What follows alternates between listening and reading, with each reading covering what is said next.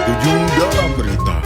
Berita terkini kali ini merupakan kumpulan berita terkait perkembangan pandemi COVID-19 di Provinsi Kalimantan Timur dari berbagai sumber terpercaya. Berita pertama datang dari pemerintah Provinsi Kalimantan Timur yang akhirnya memutuskan untuk memperpanjang kembali libur sekolah dan jam kerja pegawai negeri sipil. Tepatnya untuk belajar dan bekerja dari rumah terhitung dari tanggal 1 April hingga pemberitahuan selanjutnya. Terkait perkembangan wabah virus corona, akhirnya Wali Kota Samarinda menginstruksikan kepada para pejabat di lingkungan Balai Kota agar bersedia dipotong tunjangan penghasilan jabatan mulai dari kisaran 5 juta hingga 100 ribu rupiah.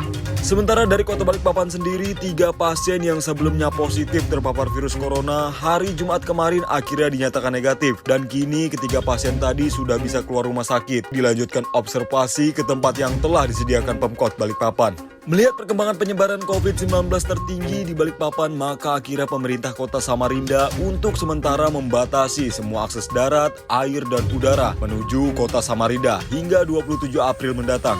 Tak itu saja, akibat dari kasus ini akhirnya pemilihan kepala daerah di Samarinda, Balikpapan, Kukar, dan daerah sekitarnya juga harus mundur sampai batas waktu yang belum ditentukan. Pemirsa, ada berita masuk lagi. Kini jumlah pasien positif corona di Samarinda bertambah menjadi 2 orang dan kini menjadi 2 kasus. Terakhir adalah seorang wanita berumur 31 tahun yang berpergian dari kota Depok. Melihat kondisi penyebaran virus corona yang belum juga mereda, akhirnya aktivitas pasar Ramadan di Gor Segiri untuk tahun ini sementara waktu ditiadakan. Maka sebagai penggantinya, pemerintah Kota Samarinda melalui Dinas Komunikasi dan Informatika Kota Samarinda meluncurkan aplikasi Bahambinan yang ditunjukkan untuk mengakomodir para pedagang wadai agar bisa berjualan via online. Sebagai penutup, pemerintah melalui Gubernur Kalimantan Timur kembali mengingatkan kepada masyarakat agar tidak panik menghadapi penyebaran pandemi COVID-19.